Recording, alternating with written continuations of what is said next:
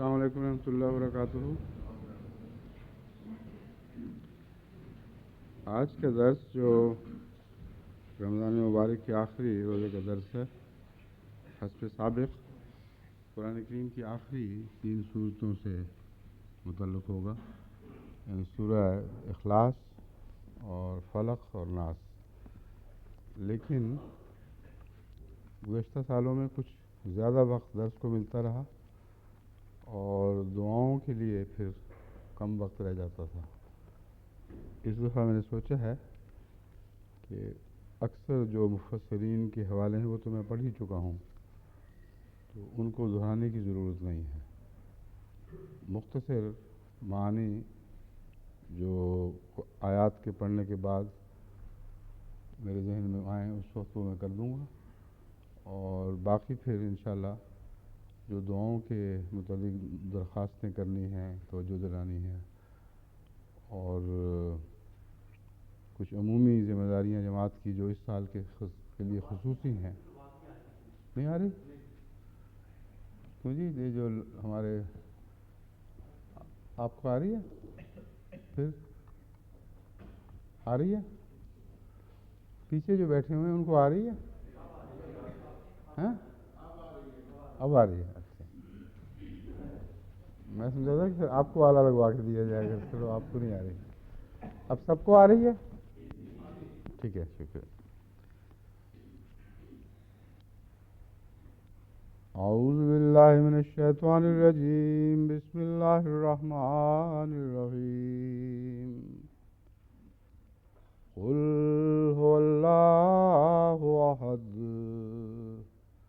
اللہ الصمد لم یلد ولم یولد ولم یکن له کفوا احد۔ یہ سورہ جو قرآن کریم کی آخری 3 صورتوں میں سے ہے، اس کو سورہ الاخلاص کہا جاتا ہے۔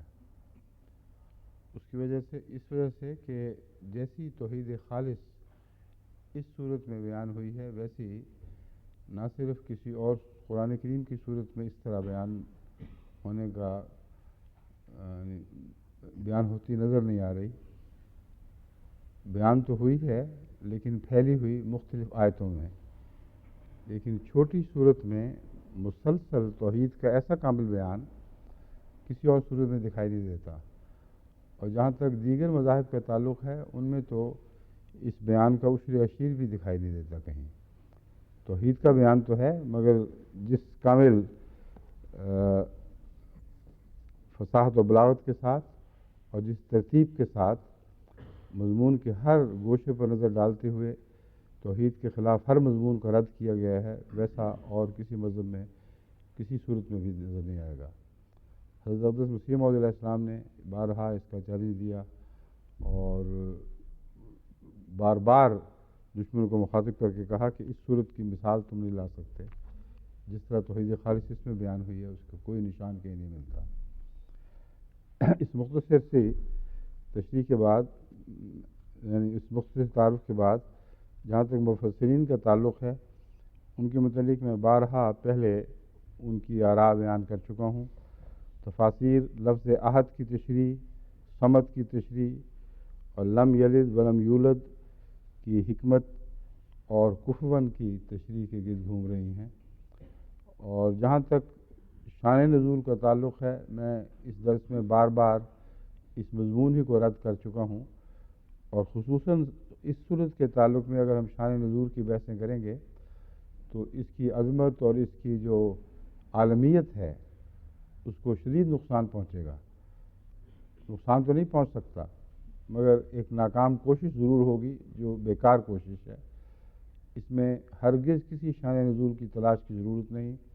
یہ قرآن کریم کا بنیادی مسئلہ ہے۔ توحید تمام مذاہب کی جان ہے، اور خدا تعالیٰ کی صفات کا کوئی تصور باندھا ہی نہیں جا سکتا اگر توحید سے منسلک نہ ہو۔ تو اس مضمون کو اس طرح بیان کرنا کہ فلاں مشرک آیا یا فلاں یہودی آیا، اس نے یہ سوال کیا، اس کے جواب میں یہ صورت نازل ہو گئی، یہ محض ایک لغو کوشش ہے، اس کو کسی صورت بھی قبول نہیں کیا جا سکتا۔ اس لیے اب میں صرف صورت کے حوالے سے آپ کے سامنے چند گزارشات مختصر کرتا ہوں۔ اول لفظ احد ہے، کہہ دے اللہ ایک ہے۔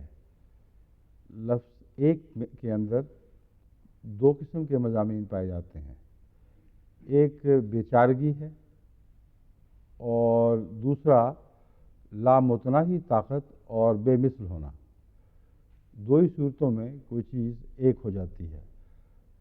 کوئی کسی سے پوچھے کہ تمہارا کیا حال ہے، کیا، وہ کہتا ہے میں تو بیچارہ اکیلا، کوئی نہیں میرا دنیا میں۔ یہ بے چارگی کے اظہار کے لیے ہوتا ہے۔ اور ایک ان معنوں میں کہ وہ عظمت میں ایک ہے، اس کو ضرورت کسی کی نہیں ہے، وہ بے مثل ہے، اس جیسی کوئی اور چیز نہیں ہے، اور کسی اور وجود کا اس کے ہوتے ہوئے تصور باندھا ہی نہیں جا سکتا۔ وہ ہو تو پھر سب کچھ ہے، اس کے سوا پھر کسی اور چیز کی ضرورت باقی نہیں رہتی۔ یہ سارے مضامین بھی ایک ہونے سے تعلق رکھتے ہیں۔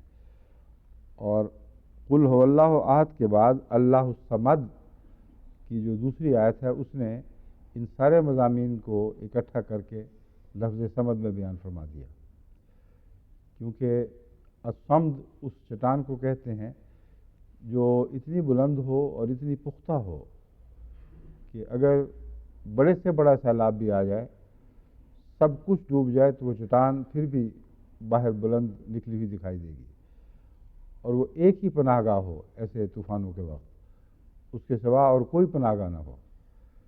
تو اللہ کی توحید ان معنوں میں، بے مثل ہونے کے معنوں میں، اور ان معنوں میں کہ یہ توحید پھر دوسرے سب کے کام آنے والی ہے۔ اکیلا ان معنوں میں نہیں ہے کہ اس کے سوا کوئی اور مخلوق ہے ہی نہیں، اگر ہے تو اس نے پیدا کی ہے، اگر ہے تو ان کا سہارا بھی وہی ہے، ان کی زندگی کی ضمانت اس سے ملتی ہے، اور جب ان کے دوسرے تمام سہارے ٹوٹ جائیں تو ایک ہی سہارا ہے جو اللہ کا سہارا ہے، اور اس کی طرف بنی نوع انسان بار بار لوٹتے بھی ہیں۔ اور یہ ایک فطری گواہی ہے، ہر انسان کے دل میں یہ گواہی مرتسم ہے کہ جب ہر دوسرا سہارا ٹوٹ جائے تو کافر اور دہریہ بھی بے اختیار خدا کا نام لیتا ہے۔ تو اللہ الصمد وہ ایک ہے، مگر وہ صمد بھی ہے، اس کو ہمیشہ تمہیں اس کی ضرورت رہے گی اور اس کی تمہیں ضرورت نہیں۔ مگر اس کے ساتھ ہی ایک اور مضمون بھی بیان ہو گیا جو انسان کے اوپر ایک حسرت کا اظہار ہے۔ صمد کو اگر صمد کے معنوں میں پڑھیں چٹان کے طور پر، جو اس کے مضمون میں لفظی طور پر بھی اور معنوی طور پر بھی داخل ہے، تو اکثر وہ چٹان خالی رہتی ہے۔ جب تک دنیا کو دوسرے سہارے ملتے ہیں وہ اس چٹان کی پرواہ بھی نہیں کرتے، دیکھتے بھی نہیں، اور جب ڈوبیں تب وہ چٹان یاد آتی ہے۔ کوئی اتفاق سے بلند پرواز پرندہ جو چوٹیوں پر بیٹھنے کا عادی ہو، وہ تو بیٹھا ہوا کبھی کوئی دکھائی دے گا، مگر باقی سب دنیا اس سے غافل رہتی ہے۔ بس یہی بین ہی یہی سلوک اللہ تعالیٰ سے اس کی مخلوق کرتی ہے۔ صرف وہ روحیں جو بلند پرواز ہیں، جن کو نیچے بیٹھنے کا مزہ ہی کوئی نہیں آتا، وہ اس چٹان سے اپنا تعلق قائم کرتی ہیں اور اسی کے سہارے سے سب دنیا کو دکھائی دینے لگتی ہیں۔ تو جتنے انبیاء ہیں وہ خدا کی ذات سے وابستہ ہو کر چمکے ہیں، اور ان کی شہرت اور ان کی سربلندی اور ان کے ذکر کا کل عالمی ہو جانا محض اللہ کے تعلق میں ہے۔ ابراہیم علیہ السلام کو اگر وہ صمد سے تعلق نہ رکھتے تو کوئی بھی نہ جانتا۔ موسیٰ کو کون پہچانتا اگر اس کا صمد ذات سے تعلق نہ ہوتا۔ حضرت صلی اللہ علیہ وآلہ وسلم تمام جہانوں میں شہرت پا گئے اور ہمیشہ کے لیے پا گئے، اس لیے کہ آپ ان بلند چوٹیوں سے وابستہ رہنے کے سوا رہ ہی نہیں سکتے تھے۔ تو اکیلا تو ہے، مگر دعوت سب کو دیتا ہے، جو چاہے اس کی ان رفتوں سے استفادہ کرے، مگر اس کے ساتھ رہ کر، اس سے دور ہو کر نہیں۔ اور جتنا دور ہوگا اتنا ہی اس بات کا احتمال موجود ہے کہ وقت مصیبت پر اس چٹان تک پہنچنے بھی نہ پائے۔ یہ جو خطرہ ہے چٹان کے تعلق میں، قرآن کریم اس خطرے کو اس طرح رد فرماتا ہے کہ چٹان کا مضمون اپنی ذات میں ملتا جلتا تو ہے مگر بین ہی صادق نہیں آتا۔ چٹان تو ایک بے جان چیز ہے، کوئی چیز اس تک پہنچے تو پھر ہی وہ اس سے بچے گی، اس سے فائدہ اٹھائے گی، مگر اگر پہنچنے کی تمنا پیدا ہو جائے اور اللہ تعالیٰ خود وہاں پہنچ جائے تو پھر چٹان والے مضمون سے یہ مضمون جدا ہو جائے گا۔ یعنی ایسا سمد ہے جو بے نیاز تو ہے مگر بے نیاز نہیں بھی ہے۔ بے نیاز کا معنی اس کا کیا جاتا ہے، بے نیاز ان معنوں میں ہے کہ تم اس کی طرف پیٹھ پھیر کر چلے جاؤ، اس کی عظمت، اس کی رفتوں میں کوئی بھی فرق نہیں پڑے گا، اس کو تمہاری کوئی ضرورت نہیں ہے، وہ پھر بھی ہمیشہ سے ہے، ہمیشہ رہے گا، اس کو تمہاری کوئی احتیاج نہیں۔ لیکن جب تمہیں احتیاج ہوگی تو ان معنوں میں بے نیاز نہیں ہے کہ تمہیں بھول جائے اور تمہاری ضرورت پوری نہ کرے۔ وَإِذَا سَأَلَكَ عِبَادِي عَنِّي فَإِنِّي قَرِيبٌ، اے محمد صلی اللہ علیہ وسلم، جب تجھ سے میرے بندے سوال کرتے ہیں تو کہتے میں قریب ہوں۔ محتاج کے لیے یہ ایسی سربلندی ہے اس چٹان میں، یعنی اگر چٹان سے تمثیل دی جائے کہ یہ کسی سے بھی دور نہیں رہتی۔ جب ضرورت پڑے اگر وہ پکارے اور ہاتھ نکالے ڈوبتے ہوئے تو ہاتھ تھامنے والا ہاتھ اوپر سے اترے گا جو خدا کا ہاتھ ہے۔ بس ان معنوں میں ہر ایک محتاج ہے، خواہ وہ دور ہو یا قریب ہو، مگر تمنا اس کے دل میں پیدا ہونی چاہیے، خواہش ضرور ہونی چاہیے کہ میں اپنے خدا سے ملوں۔ بس اول تو ہمیشگی کا تعلق ہی ہے جو حقیقی رفعت بخشتا ہے، ورنہ چٹان کے پہلو میں بھی کیڑے مکوڑے، بلکہ لاکھوں کروڑوں نسلیں ان کی گل کے مر جاتی ہیں، ان کو چٹان کے قرب سے کوئی بھی فائدہ نہیں پہنچتا۔ اسی لیے قرآن کریم نے جنب اللہ میں گناہ کے متعلق بڑی حسرت کا اظہار فرمایا ہے کہ دیکھو تو یہ نہ ہو کہ جب تم مرو تو یہ کہو کہ میں تو اللہ کے پہلو میں تھا اور پھر بھی اس سے بے خبر رہا، اور اس کے بارے میں فی کے یہ مانے فی جنب اللہ کہ اس کی ذات میں گستاخیاں بھی کرتا رہا۔ تو یہ قرب بھی ہے اور دوری بھی ہے جو بیک وقت اللہ تعالیٰ کی ذات سے وابستہ ہوتی ہے۔ وہ قریب ہوتے ہوئے دور ہو جاتا ہے اگر دنیا دور ہو جائے، دور ہوتے ہوئے قریب ہو جاتا ہے اگر دور سے دنیا آواز دے تو وہاں پہنچ جاتا ہے۔ یہ شان ہے توحید باری تعالیٰ کی جو ان دو آیتوں کو اکٹھا پڑھنے سے ظاہر ہوتی ہے۔ عہد میں ایک مضمون ہے کہ اور کوئی ہو ہی نہ، مخلوق کا ہونا ان معنوں میں تو میں پہلے بھی بیان کر چکا ہوں کہ خدا اگر بفرض محال خدا نہ ہو تو کچھ بھی نہ ہو، اور جب خدا چاہے تو مخلوق میں سے جتنی چاہے اس کو فنا کر دے اور اس کی اپنی ذات پر کوئی بھی فرق نہیں پڑے گا۔ بس عہد ہوتے ہوئے بھی کثرت کا جو تصور ہے وہ ان معنوں میں بنتا ہے۔ چنانچہ قرآن کریم نے حضرت عیسیٰ علیہ السلام کے حوالے سے بھی اور خود حضرت صلی اللہ علیہ وآلہ وسلم کے حوالے سے بھی یہ مضمون بیان فرمایا ہے کہ اگر میں ہلاک کر دوں تو کوئی میرا کچھ ہاتھ نہیں پکڑ سکتا، کوئی فرق میری ذات میں اور میری مجدیت میں نہیں پڑ سکتا۔ بس یہ وہ بہت ہی بلند خدا تعالیٰ کے تنزیہی توحید کا مقام ہے جس کو ان معنوں میں اس لحاظ سے بیان کیا گیا ہے۔ لیکن امر واقعہ یہ ہے کہ بنی نوع انسان پر توحید جس شان اور جن صفات کے ساتھ حضرت صلی اللہ علیہ وسلم نے روشن فرمائی، آپ کے بغیر توحید کا ہر دوسرا تصور ناکامل اور نامکمل تھا، اور اس میں ہر پہلو سے خلا دکھائی دیتے تھے۔ صفات باری تعالیٰ جس تفصیل سے حضور اکرم صلی اللہ علیہ وسلم پر جلوہ گر ہوئی ہیں کسی اور نبی پہ جلوہ گر نہیں ہوئی۔ ان صفات کا عرفان جیسا حضرت صلی اللہ علیہ وسلم کو نصیب ہوا ویسے کسی اور کو نصیب نہیں ہوا۔ بس اس پہلو سے اگرچہ خدا تعالیٰ کی جو عظمت اور رفعت ہے اس سے مخلوق کو دیکھا جائے تو وہ ایک ہی ذات ہے جو اس شان کبریائی کا اظہار کر سکتی ہے کہ تم جس کو بڑے سے بڑا سمجھتے ہو، اگر میں اس کو بھی ہلاک کر دوں تو میری کبریائی پر کوئی فرق نہیں پڑے گا۔ لیکن بنی نوع انسان کی نظر سے جب ہم دیکھتے ہیں تو اگر حضرت محمد رسول اللہ صلی اللہ علیہ وآلہ وسلم کی آنکھوں سے نہ دیکھیں تو خدا بہت چھوٹا دکھائی دے گا۔ اس کی عظمتوں اور رفتوں میں جو لامتناہی وسعتیں ہیں وہ ہماری نظر سے غائب ہو جائیں گی۔ بس ایک پہلو سے خدا تو لازماً کسی کا محتاج نہیں، مگر ہر مخلوق جو اس کی محتاج ہے وہ ان کی بھی محتاج ہے جو اس تک پہنچنے کا وسیلہ بنایا گیا ہے۔ بس ان کا وسیلہ ہونا ان کے شریک ہونے کے معنی میں نہیں، بلکہ ان کے وسیلہ ہونے کی وجہ سے ہی شرک غائب ہوا ہے۔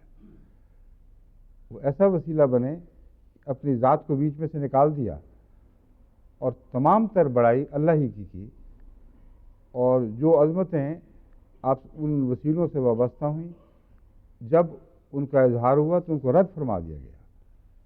حضرت صلی اللہ علیہ وآلہ وسلم نے ایسے موقع پر جب کہ خطرہ تھا کہ کوئی آپ کو انسان سے بلند سمجھتے ہوئے خوف کھاتا ہے، لرز رہا ہے، اس کو بڑے پیار سے سمجھایا کہ دیکھو میں عام آدمی ہوں، مجھے ایک ماں نے جنم دیا تھا جیسے تمہیں ایک ماں نے جنم دیا ہے۔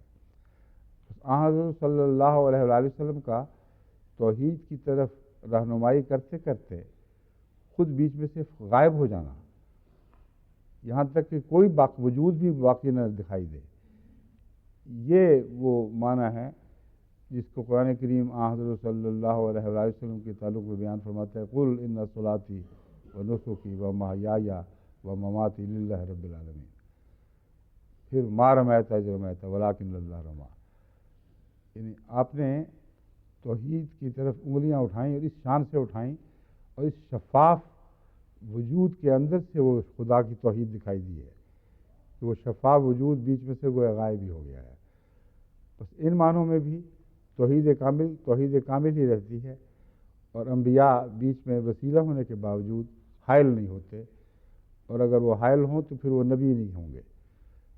بس حضرت صلی اللہ علیہ وآلہ وسلم کے حوالے سے جو وحدانیت اور توحید کا مضمون اٹھا ہے وہ کسی اور حوالے سے نہیں اٹھ سکتا۔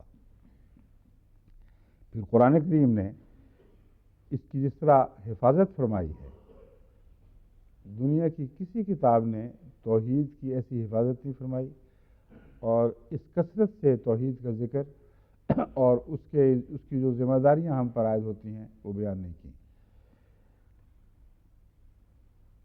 لم یلد ولم یولد، اب لم یلد کا مطلب ہے اس نے پیدا نہیں کیا کچھ، پہلے یہ تھا کہ وہ ایک ہے، اور اگر اس نے پیدا نہیں کیا تو پھر اتنے سارے وجود کہاں سے آ گئے؟ اس سے صرف یہ مراد ہے کہ اس نے اپنی ذات سے اپنی جیسی اور ذات پیدا نہیں کی، یعنی توحید کامل ہی رہے گی، کیونکہ مخلوق اور اولاد میں یہ فرق ہے۔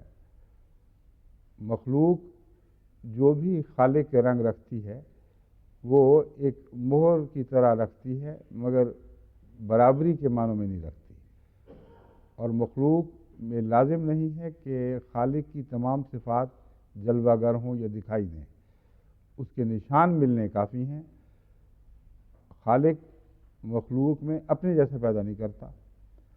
تو دنیا کے جتنے بڑے بڑے آرٹسٹ ہیں انہوں نے بڑے بڑے آرٹ کے کام چھوڑے ہیں، وہ ان آرٹس میں دکھائی تو دیتے ہیں مگر اس شکل اور صورت میں دکھائی نہیں دیتے جو ان کی تھی۔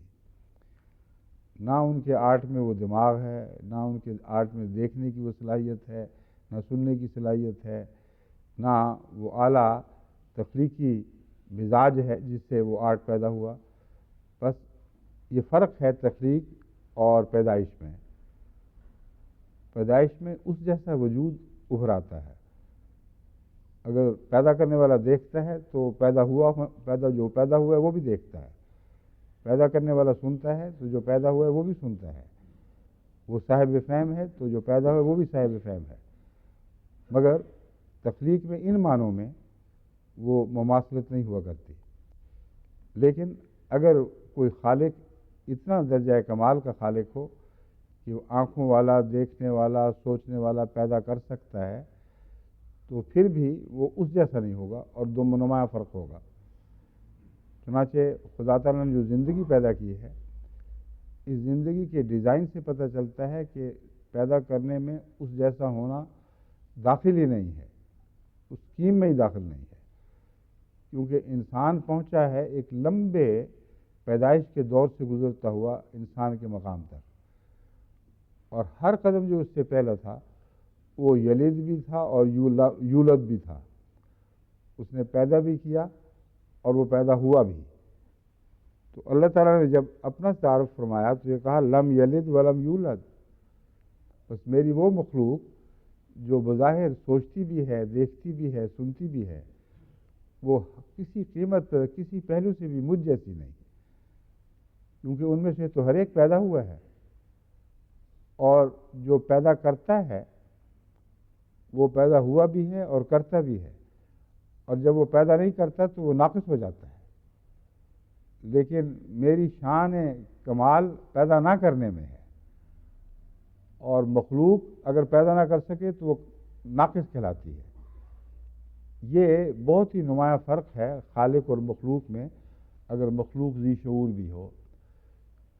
اور مخلوق اس لیے واحد نہیں ہے کہ جو پیدا ہوئی ہے اس جیسے پہلے تھے، اور پیدائش میں اس جیسے کا ویسا ہی ویسا دوبارہ آنا یہ داخل ہے، اگرچہ تفصیلی طور پر اختلاف بھی ہوتے ہیں، مگر الولد سر لابیہ، بیٹا اپنے باپ کا راز ہوا کرتا ہے، اور ماں کا بھی اور باپ کا بھی مل کر، بس ان معنوں میں وہ ویسی ہی سوچیں کم و بیش رکھتا ہے جیسے ماں باپ رکھتے تھے، ویسا مزاج، ویسا دل اور ویسے اختیارات، چنانچہ چونکہ وہ پیدا ہوا ہے آگے پیدا بھی کر دیتا ہے، اور اگر یہ نہ کر سکے تو وہ ناقص ہے، کیونکہ باپ اور ماں تو پیدا کرنے والے تھے اور یہ ان صفات سے محروم رہ گیا۔ تو اللہ تعالیٰ نے تخلیقی فرق کو پیدائش کے فرق سے اتنی وضاحت اور شان سے نمایاں کر کے الگ دکھا دیا ہے، لم یلد ولم یولد، وہ پیدا نہیں کرتا، اسی میں اس کی شان ہے، وہ پیدا نہیں کیا گیا، اسی میں اس کی شان ہے، اور توحید اس کے بغیر ہو ہی نہیں سکتی، کیونکہ جس نے پیدا کیا اس کی اولاد اس کے رنگ لے کر آئے گی، اور توحید خالص دنیا میں متصور ہی نہیں ہو سکتی اگر کوئی اپنے بچے پیچھے چھوڑ جائے۔ وہ ادنا بھی ہو سکتے ہیں اور اعلیٰ بھی ہو سکتے ہیں، کیونکہ بنیادی صفات مشترک ہیں، اور آئندہ زمانے میں یہ امکان موجود ہے کہ وہ ترقی کرتا کرتا اس سے بڑھ جائے، کیونکہ اگر بنیادی صفات ایک جیسی ہوں تو آگے بڑھنے کا مضمون جاری رہے گا، مگر بنی نوع انسان میں یہ نقص اس لیے ہے کہ اس کی نسل کاٹی گئی اور وہ آدھی صفات لے کر پیدا ہوا، پوری لے کر نہیں پیدا ہوا۔ لیکن خدا تعالیٰ نے جب پیدا نہیں کیا تو اس لیے نہیں کہ وہ کسی نقص کی وجہ سے محروم ہے پیدا کرنے سے، اس لیے کہ اگر پیدا کرتا تو پھر نقص پیدا ہوتا، کیونکہ اس کا کوئی باپ نہیں تھا، اور بے باپ کے جو ہو وہ آگے ایسی چیز پیدا کرے جو باپ والی ہو جائے تو وہ ناقص پیدا ہوگی، اور اپنے پیدا کرنے والے کے مقابل پر لازماً ایک درجہ نیچے اتر جائے گی۔ باپ تو وہ ہو جو کبھی پیدا نہ کیا گیا ہو، آگے جب بھی وہ بیٹا بنائے گا یا کسی اور لڑکی کو بیٹی بنائے گا تو فوری طور پر تنزل ہو جائے گا اس کی وحدانیت پہ۔ اس پہلو سے یہ ان آیات پر جب آپ غور کریں گہری نظر سے تو عیسائیت کا کچھ بھی باقی نہیں چھوڑتی۔ کوئی بھی بیٹا یا بیٹی یا باپ یا رشتہ دار اس آیت کے ہوتے ہوئے سوچا بھی نہیں جا سکتا، اور یہی شان کبریائی ہے، یہی توحید کا مضمون ہے۔ دوسرے اگر فلسفیانہ نقطۂ نگاہ سے دیکھیں تو اس بات کو تمام جو چوٹی کے فلسفی ہیں وہ رد کر چکے ہیں کہ پیدا ہونے کا مضمون محدود زندگی کی طرف کا اشارہ کرتا ہے، اور محدود زندگی والا کوئی آغاز رکھے گا اور ہمیشہ سے نہیں ہو سکتا۔ اس کی تفصیلی بحث میں یہاں جانے کا وقت نہیں ہے، مگر یاد رکھیں کہ یہ قطعی بات ہے، اس میں کوئی بھی شک کی گنجائش نہیں۔ بس ازلیت اور ابدیت کا اس مضمون سے تعلق ہے، لم یلد ولم یولد، اور اس کے بغیر ازلی ذات ہو ہی نہیں سکتی، اور اگر ازلی ذات نہیں ہے کوئی اور تو ہم بھی نہیں ہیں، کیونکہ ہم حادث ہیں، اور جو چیز حادث ہو، جو کسی وقت پیدا ہوئی ہے، وہ محتاج ہے کسی ازلی ذات کے پیدا کرنے کی۔ تبھی قرآن کریم فرماتا ہے، دہریوں کو مخاطب کر کے ان کی کمر توڑنے والی دلیل ہے کہ تم یہ بتاؤ کہ کیا تم کسی چیز، جو چیز کچھ بھی نہیں تھی، اس سے پیدا ہوئے ہو؟ کیونکہ پیدا تو تم ہوئے ہو، اور تم ازلی بھی نہیں ہو۔ اس لیے اگر کچھ بھی نہیں تھا، خدا نہیں ہے تو پھر کچھ بھی نہیں تھا، تو کچھ بھی نہ ہوتے ہوئے تم پیدا کیسے ہو گئے؟ کس چیز سے پیدا ہو گئے؟ یا تم خود اپنے خالق ہو؟ اگر تم اپنے خالق ہو تو تم ازلی ہو، اور پھر اپنے آپ کو کیسے پیدا کر دیا تم نے ازلی ہو کر؟ تو یہ وہ دلیل ہے جو بہت ہی قطعی دلیل ہے، دہریت کا کچھ بھی باقی نہیں چھوڑتی، وہ بھی اس آیت کریمہ میں بیان ہو گئی۔ وَلَمْ يَكُنْ لَهُ كُفُوًا أَحَدٌ۔ اب یہ تو ممکن ہے، جو باتیں ہم مختصر بیان میں آپ کے سامنے کی ہیں، بڑی ٹھوس دلائل پر مبنی باتیں ہیں جن کو توڑا جا ہی نہیں سکتا، مگر ایک وہمہ پھر بھی اٹھ سکتا ہے کہ اگر کوئی ذات ہمیشہ سے ہے تو کیا یہ ممکن نہیں کہ دو ذاتیں ہمیشہ سے ہوں؟ عقلاً اس کا تو کوئی جواب نہیں، کوئی وجہ نہیں کہ دو کیوں نہ ہوں، تین کیوں نہ ہوں۔ یہ بھی تو ہو سکتا ہے کہ سب ہمیشہ سے ہوں۔ تو اللہ تعالیٰ نے اس کا یہ جواب دیا، لم یکن لہ کفوا احد۔ تم کائنات پہ نظر ڈال کے دیکھو، خدا تعالیٰ کی صفات کا کوئی وجود تمہیں دکھائی دے گا ہی نہیں۔ جتنا بھی مادہ ہے، اس کی جتنی بھی شکلیں ہیں، جن چیزوں کو تم وجود کہہ سکتے ہو، ان کی چھان بین کر کے دیکھ لو، تمہیں ان میں کوئی بھی الہی صفات دکھائی نہیں دے گی، اور خصوصیت سے خدا تعالیٰ کی ازلیت اور ابدیت ان سے کا فقدان دکھائی دے گا۔ کفر نہیں ہے۔ کفر ہم بیاہ شادی کے موقع پر بھی استعمال کرتے ہیں، رشتہ کفر میں کرنا چاہیے۔ ہر انسان کا کوئی نہ کوئی کفر کہیں موجود ہوتا ہے، اور جب کفر میں شادی ہو جائے تو دونوں بظاہر بیچارے کمزور اور ناقص بھی دکھائی دیں، بڑے خوش رہتے ہیں، لیکن کفر نہ ہو اور شادی ہو جائے تو بڑی مصیبت پڑ جاتی ہے۔ ایک اعلیٰ ہونے کی وجہ سے مارا جاتا ہے، دوسرا ادنا ہونے کی وجہ سے مارا جاتا ہے۔ تو کفر نہ ہونے کا مضمون اس کی صاحبہ نہ ہونے سے بھی تعلق رکھتا ہے۔ فرمایا جب کفر نہیں ہے تو پھر ہم کفر سے تعلق کے بغیر وہ بچے ویسے بھی نہ پیدا کر سکتا، اور ہم کفر سے اگر تعلق نہیں ہو اور غیر کفر سے تعلق ہو تو آگے مخلوق جو بھی پیدائش ہے وہ ضرور ناقص ہوگی۔ تو دلیل کے اندر دلیل چھپی پڑی ہے، ایک سلسلہ ہے دلائل کا جو ان مختصر آیات میں بیان فرما دیا گیا، اور کفواً احد ایک ایسی دلیل ہے جس کا کوئی توڑ نہیں ہے کہ ساری کائنات میں خدا تعالیٰ کی صفات رکھنے والی کوئی چیز ہے تو دکھاؤ۔ سورج ہے، چاند ہے، یہی دلیل ہے جو حضرت ابراہیم علیہ السلام نے استعمال فرمائی۔ دشمن کو کہا اچھا یہ روشن ہے، یہ میرا خدا ہوگا گویا کہ، اور ڈوب گیا تو کہ یہ تو ناقص سے ختم ہو گیا۔ ڈوبنے والا خدا نہیں ہو سکتا، کہ خدا پہ کوئی زوال نہیں۔ تو اس طرح کائنات کے حوالے سے ہر چیز جس کے متعلق دنیا میں کوئی بھی خدائی کا تصور مانتا ہے، اس کو اس کا خدا نہ ہونا قطعی طور پر ثابت کیا جا سکتا ہے ان صفات کے فقدان کے نتیجے میں جو خدا تعالیٰ کی صفات ہیں۔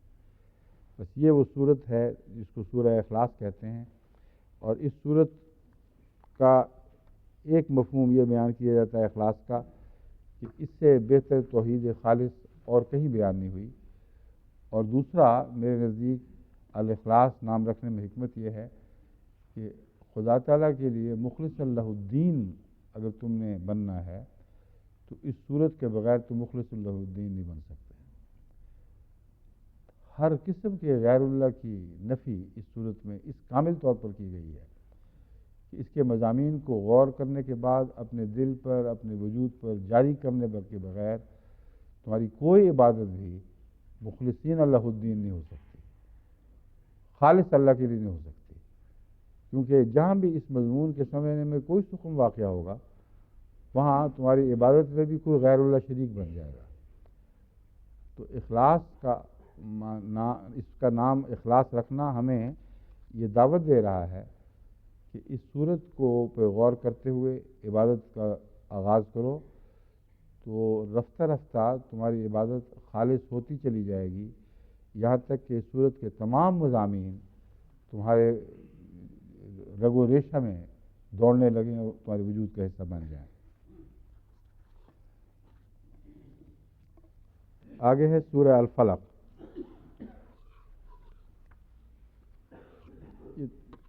وقت بھی نہیں ہے، ویسے ضرورت بھی نہیں میرے خیال میں۔ بسم اللہ الرحمن الرحیم،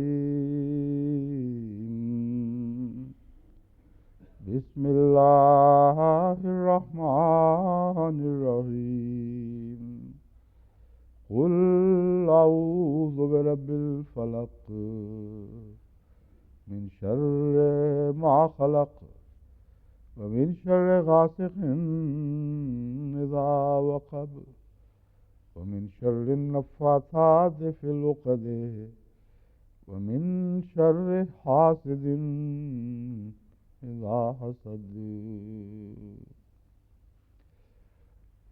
اللہ کے نام سے شروع کرتا ہوں جو بن مانگے دینے والا، بے حد کرم کرنے والا اور بار بار رحم فرمانے والا ہے۔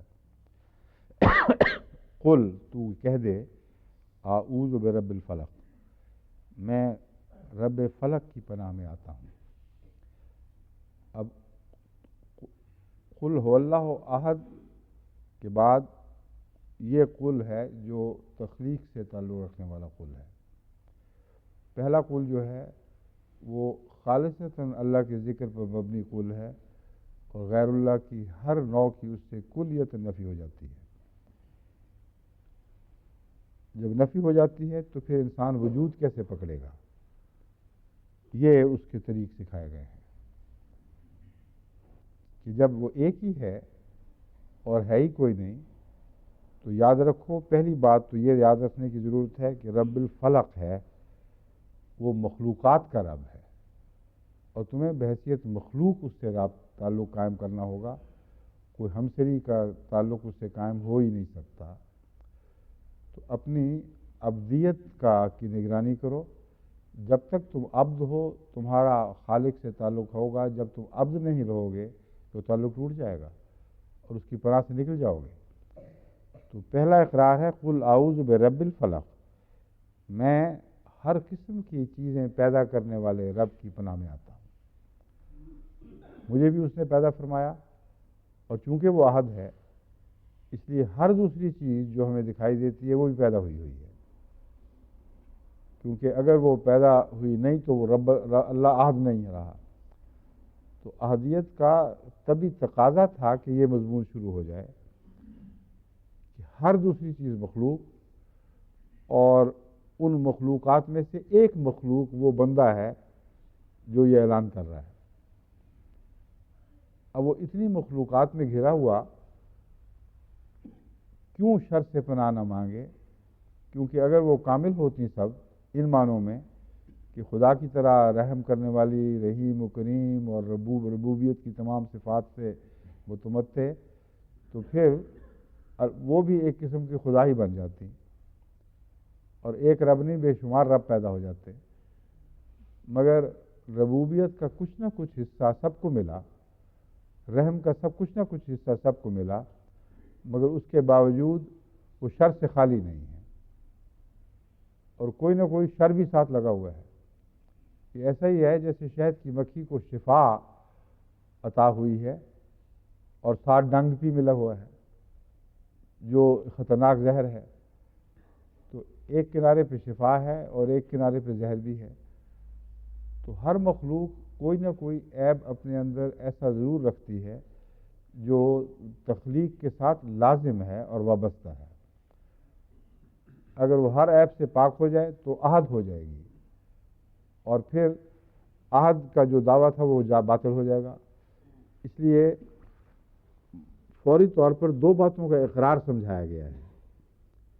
پہلا یہ اقرار کرو کہ تم مخلوق ہو، کسی پہلو سے بھی تم خدا سے ہمسری کا تصور بھی نہیں باندھ سکتے، اور جہاں تم ہمسری کا انکار کرو گے اپنی انا کی وجہ سے، عملاً خدا سے دور ہٹنے کے نتیجے میں، وہاں ضرور شر میں مبتلا ہوگے۔ اس لیے شر سے دوڑتے ہوئے خدا کی طرف آؤ۔ فروا الی اللہ کا مضمون ہے۔ تم محفوظ نہیں ہو دنیا میں، ہر چیز تمہارے مقابل پر تم پر چھا جانے کے لیے کسی نہ کسی رنگ میں کوشش کرے گی۔ دنیا کی ہر قسم کی طاقت تمہارے برخلاف کام کر رہی ہے۔ تمہیں اس دنیا میں بڑی محنت اور جد و جہد کے ساتھ اپنے وجود کو منوانا اور قائم کرنا ہے، اور تمہیں طاقت نہیں ہے جب تک جو سب سے زیادہ سب طاقتوں سے بڑھ کر طاقت رکھنے والا وجود ہے اس کی پناہ میں نہ آ جاؤ۔ بس مخلوق ہونے کا تصور جو کمزوری پیدا کرتا ہے، اس کمزوری کا حل اس دعا میں سکھا دیا گیا، قل اعوذ برب الفلق۔ میں تو پھر جو خلق کا رب ہے اس کی طرف کیوں نہ جاؤں، بجائے اس کے کہ خلق کی طرف دوڑوں۔ خلق کی طرف دوڑ کر تو مجھے کچھ بھی نہیں مل سکتا، کیونکہ وہ رب نہیں ہے، وہ رب کے احسان کے نیچے وجود ہیں، تو جو محسن ہے اس کی طرف کیوں نہ بھاگوں۔ تو ایک طبی لازمی منطقی نتیجہ ہے کہ یہ دعا سکھائی جائے، قل اعوذ برب الفلق۔ تو کہہ دے، اعلان کر دے کہ میں اپنے رب فلق کی پناہ میں آتا ہوں۔ من شر، فلق کہتے ہیں پھاڑ کر نئی چیزیں پیدا کرنے والا۔ اندھیروں سے صبح نکلتی ہے تو رب الفلق کا منظر پیش کرتی ہے، بیج پھٹتا ہے اس سے کونپلیں نکلتی ہیں تو رب الفلق کا منظر دکھاتی ہے، انسان پیدا ہوتا ہے تو رب الفلق کا ایک منظر پیش کرتا ہے۔ ہر چیز جو پیدا ہوتی چلی جا رہی ہے وہ فلق ہے، اور ہر پیدائش کے ساتھ بھی تو کچھ خطرے وابستہ ہیں۔ ایسی پیدائشیں ہیں جو پیدائشی نقائص لے کر آتی ہیں، کنجینیٹل ڈیفیکٹس میں ڈاکٹری اصطلاح میں بعض پیدا ہو جاتے ہیں، تو اس موقع پر بھی جس نے پیدا کیا، جو ان رازوں کا واقف ہے، جو ان رازوں پر نگران ہے، اس کی پناہ کے بغیر انسان شر کے نقائص، خلق کے نقائص سے بچ نہیں سکتا۔ تو خلق کے جو نقائص ہیں وہ خالق کے نہیں، بلکہ خلق کے نقائص وہ ہیں جو خالق کی رحمت سے پردے میں یا اوٹ میں ہونے کی وجہ سے پیدا ہوتے ہیں۔ بس اس لیے فرمایا من شر ما خلق و من شر غاسق اذا وقب۔ ما خلق کا مضمون تو میں بیان کر چکا ہوں، وہ نقص آئے کہاں سے؟ غاسق کہتے ہیں چاند کو بھی کہتے ہیں، مگر اس رات کو بھی کہتے ہیں جو چھا جائے اور ہر روشنی دور ہو جائے اس سے۔ جب رات بھیگ جائے اور گہری ہو جائے تو اس کو کہتے ہیں غاسق اذا وقب۔ تو وقب کا جو مضمون ہے وہ غاسق کے تو بہت سے معنی ہیں، مگر وقب کے ساتھ مل کر اس کے معنی اندھیرا پیدا کرنے والی چیز ہے۔ تو فرمایا خلق کا شر ذاتی نہیں ہے، خلق کا شر خدا تعالیٰ سے دور ہونے کے نتیجے میں پیدا ہوتا ہے۔ جیسے رات سورج سے ہٹنے کے نتیجے میں پیدا ہوتی ہے۔ سورج اور زمین کے درمیان جب کوئی روک حائل ہو جائے، کوئی پردہ حائل ہو جائے، خواہ وہ بادلوں ہی کا کیوں نہ ہو یا آندھیوں کا ہو، یا اوٹ میں آ جائے زمین کا ایک حصہ، ہر صورت میں اندھیرا پیدا ہوگا۔ اس لیے نہیں کہ سورج میں اندھیرا پیدا کرنے کی طاقت ہے، وہ صفت ہی اس میں نہیں ہے اندھیرا پیدا کرنے کی، وہ محض نور کی صفات رکھتا ہے، اس لیے اس سے ہٹنے کا نام اندھیرا ہے۔ تو فرمایا خالق جو شر خلق سے پناہ مانگ رہے ہو، اس پہلو سے مانگو کہ اللہ نے شر پیدا نہیں فرمایا، تم میں سے مخلوق جتنی جتنی خدا سے دور ہٹتی چلی جاتی ہے وہ شر کی علمبردار ہوتی چلی جاتی ہے۔ اور دنیا میں آج بھی جتنا شر موجود ہے، آخری اس کی جو اس کا انالیسز کہیں گے، انالیسز کو کہتے ہیں اردو میں تجزیہ، ہاں، اس کا آخری تجزیہ یہ بنے گا کہ صفات باری تعالیٰ سے دوری کا نام شر ہے، غصب ہے، ظلم ہے، سفاکی، قتل و غارت، یہ تمام چیزیں دراصل خدا سے دوری کے نتیجے میں ہیں۔ تو یہ دور وہ ہے جس میں اندھیرا چھا چکا ہے، اور اتنا زیادہ چھا گیا ہے کہ قرآن کریم کی روح سے وَالْعَصْرِ إِنَّ الْإِنسَانَ لَفِي خُسْرٍ، اتنے اندھیرے چھا گئے ہیں کہ زمانے کی قسم کہ انسان گھاٹے میں چلا گیا ہے۔ إِلَّا الَّذِينَ آمَنُوا وَعَمِلُوا الصَّالِحَاتِ، وہ تھوڑے سے بندے جو ایمان لائے ہیں اور آج دنیا کے اندھیروں کو پھر روشنی میں تبدیل کرنے کے لیے کوشش کر رہے ہیں، اللہ فرماتا ہے ان کے سوا، لیکن ان کے لیے صبر لازم ہے۔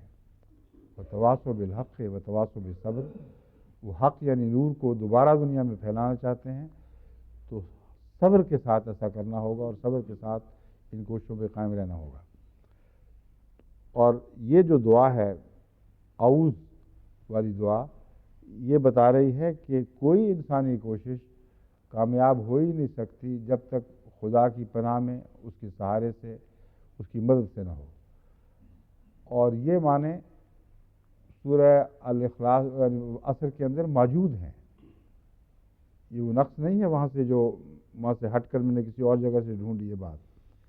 وَتَوَاصَوْا بِالْحَقِّ کا مطلب یہ ہے کہ وہ اللہ جو حق ہے اس کی مدد سے کام کرتے ہیں، اس کے بغیر کوئی ادنا سی جنبش بھی نہیں کرتے۔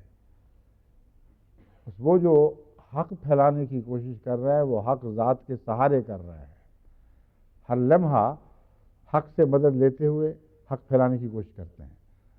بس ان اور صبر میں بھی صبر کی تلقین اور صبر کے ساتھ، تو ان آیات میں جب اس مضمون کے ساتھ ملا کر پڑھا جائے، جماعت احمدیہ کے لیے ایک عظیم نصیحت ہے جس کے بغیر جماعت احمدیہ کامیاب ہو ہی نہیں سکتی، اور اگر جماعت احمدیہ کامیاب نہیں ہو سکتی تو پھر دنیا میں تو شر پھیل چکا ہے، اب اس کا پھر اور کوئی علاج نہیں۔ تو اس پہلو سے اپنی دعاؤں میں خصوصیت سے بنی نوع انسان کو ملحوظ رکھیں۔ جب ہم احمدیت کے لیے دعائیں کہتے ہیں تو اس سے دل میں بعض دفعہ ایک خود غرضی کا سرنگ پیدا ہو جاتا ہے کہ ہمیں اپنی ذاتی انا کے لیے اس مذہب کی بڑائی مقصود ہے جس سے ہم منسوب ہو گئے، اس فرقے کی بڑائی منسوب ہے جس سے ہم منسوب ہو گئے۔ یہ جو سوچ ہے دعا کی، یہ دعا کو ناقص کر دے گی اور آپ کے وجود میں بھی ایسے نقص پیدا کر دے گی جس میں پھر اندھیرے جگہ پا جائیں گے۔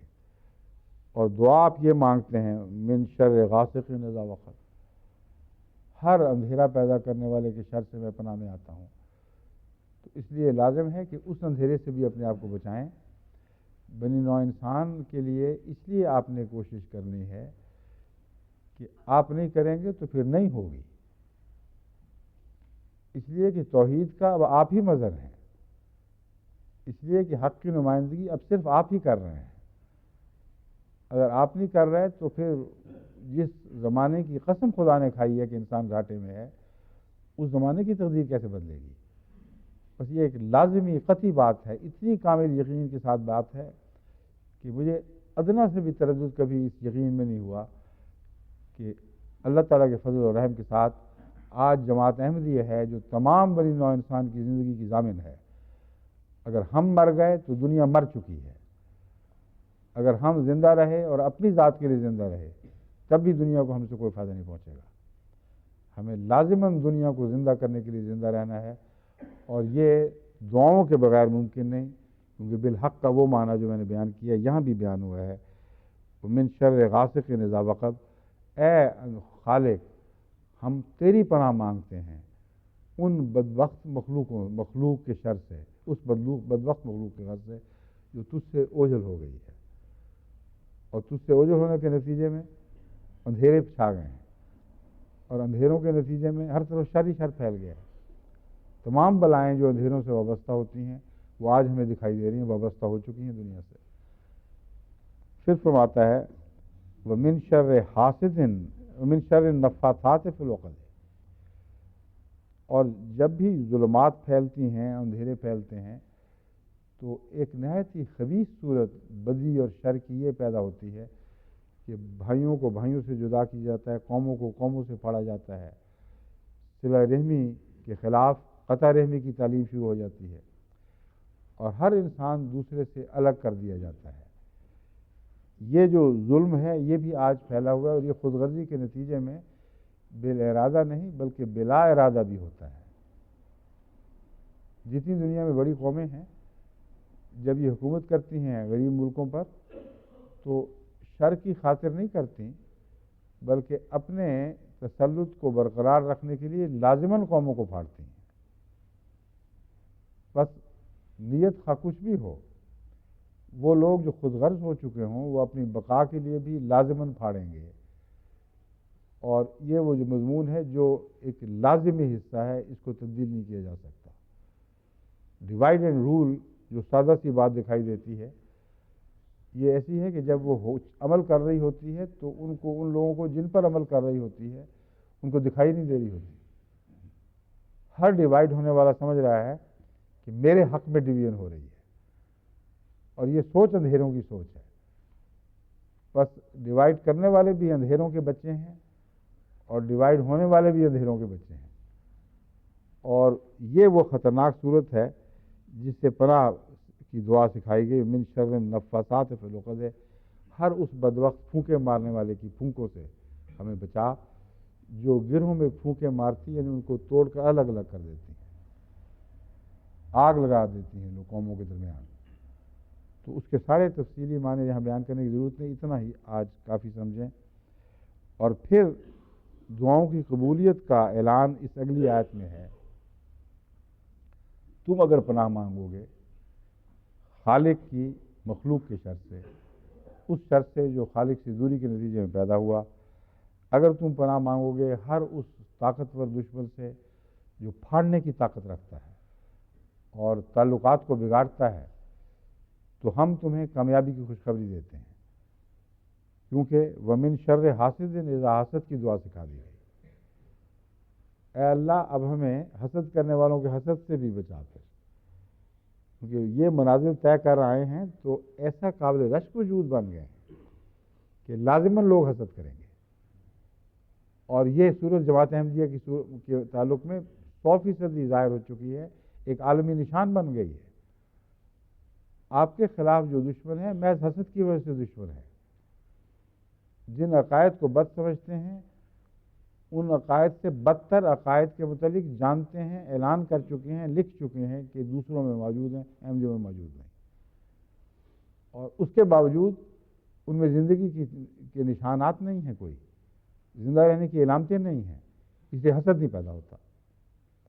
نہ وہ شر سے بچائے گئے ہیں، نہ ان کے شر سے کوئی بچایا گیا، وہ ایک ہی تھیلی کے چٹے بٹے ہیں سارے، کون کس پر حسد کرے اور کیوں کرے، بس وہ ایک ہی جماعت جو ممتاز ہو کر ابھری ہے، وہ اسی صورت کے فیض سے لازماً ایسا بننا ہی تھی، اس کے بغیر کوئی صورت ہی نہیں رہتی۔ جو خالق کی ہر پناہ میں آ جائے ان سب شروں سے جن کا ذکر ہوا، وہ قابل حسد ہو جائے گی، اور حسد ہوگا تو فرمایا گھبرانے کی ضرورت نہیں، تم سوئے ہوئے ہو، ہم جاگیں گے، تمہیں پتہ ہی نہیں کہ کیا منصوبے بنائے جا رہے ہیں، ہمیں پتہ ہے، تو یہ بھی دعا مانگنا، پھر تم امن کی نیند سونا۔ وَمِن شَرِّ حاسد اذا حسد، اور یہ تمہاری درجہ بدرجہ دائمی ترقی کی ضمانت ہے۔ جب تم حاسد سے پناہ مانگو گے تو حاسد کے شر سے بچ کر تمہیں اور ترقیات نصیب ہوں گی، کیونکہ حاسد ضرور کچھ نہ کچھ ٹانگ کھینچ کر اگر کامیاب 100% نہ بھی ہو تو کچھ نقصان پہنچا دیتا ہے، اس لیے ترقیات لامتناہی نہیں ہو سکتی۔ کچھ اوپر گیا پھر کچھ ٹانگ کھینچے گئی، پھر کچھ اوپر نکلا پھر کچھ ٹانگ کھینچے گئی۔ بعض لوگ تو اس طرح ابھرتے ڈوبتے اپنی زندگیاں گوا دیتے ہیں بیچارے، کچھ بھی حاصل نہیں کر سکتے۔ اور ایسے قومیں جو ذلیل ہو چکی ہوں، جن کے رجحانات گندے ہو گئے ہوں، ان کے تو کھیل ہی حسد بن جاتا ہے۔ رشک کے ذریعے اپنے اندر اعلیٰ صفات پیدا کرنے کی صلاحیت سے عاری ہو چکی ہیں۔ وہ ساری بدیاں اور شر موجود ہیں جن سے پناہ میں آنے کی آپ کو دعا سکھائی گئی۔ ان بیچاروں نے اونچا کیا ہونا ہے، اب نیچے ہی ہونا ہے۔ تو پھر بعض کے سروں پر ٹانگ رکھ کے، پاؤں رکھ کے ڈوبتے ہوئے اور نیچے کر دیتے ہیں کہ یہ ہم سے نیچے ہوں تو ہم ذرا اونچے دکھائی دیں۔ یہی منظر قرآن کریم نے جہنم کے تعلق میں کھینچا ہے۔ وہ کہتے ہیں اللہ تعالیٰ سے دعا کریں گے، اچھا ہم تو نہیں اونچا ہو سکتے، ان کو تحت اقدامنا کر دیں، ان بدبختوں کے سروں پہ ہمارے پاؤں پڑیں تو پھر ہمیں مزہ آئے کہ ہاں ہم اونچے ہیں۔ وہ حسد لے کر ہی جہنم میں جائیں گے۔ جس حسد نے ان کو جہنم میں پہنچایا ہے وہ ساتھ ساتھ جاری ہے۔ تو یہ وہ صورتحال ہے جس سے کلیت النجات کی دعا مانگنی چاہیے کہ ہم بھی ہر قسم کی حسد سے پاک رہیں، اور خدا تعالیٰ ہمیں ہر حسد کے شر سے بچائے، تاکہ ہماری ترقیاں جب ہوں تو پھر یہ جلتے ہیں تو جلتے رہیں، ہمیں کوڑی کا بھی فرق نہ پڑ سکے۔ یہ وہ دعا ہے جس کو اب آپ کو خصوصیت سے یاد رکھنا ہے، کیونکہ اب جو ہم جس دور میں ہم داخل ہوئے ہیں، وبالا کی وجہ سے اور بھی زیادہ یہ بات اہمیت اختیار کر رہی ہے کہ ہم نے بڑھنا ہی بڑھنا ہے۔ پہلے بھی بڑھنا تھا مگر اب اور بھی بڑھیں گے انشاءاللہ، اور جتنا بڑھیں گے لیغیظ بہم الکفار کا مضمون ضرور ہوگا۔ خدا نے تقدیر بنا دی ہے ہماری کہ تم پھولو پھلو، تمہیں پھولنا پھلنا ہی ہے، مگر یاد رکھنا غیظ کا نشانہ بھی ضرور بنائے جاؤ گے۔ مگر یہ بھی یاد رکھو غیظ کا نشانہ بننے کے باوجود تمہاری نشو و نما میں کوئی فرق نہیں آئے گا۔ تو من شر حاسد اذا حسد کی دعا کے ساتھ جب اس مضمون کو باندھ لیں گے تو پھر انشاءاللہ کوئی خوف نہیں ہے، بے دھڑک ہو کے ترقی کی راہوں میں آگے بڑھتے چلے جائیں۔ اللہ ہر قدم ہماری حفاظت فرمائے گا، لیکن اس عز کے ساتھ جو عز ہمیں ان صورتوں میں سکھایا گیا ہے، ہمیں لازماً ہمیشہ دعا کرتے رہنا ہے۔ پھر ایک دعا ہے قل اعوذ برب الناس ملک الناس الہ الناس۔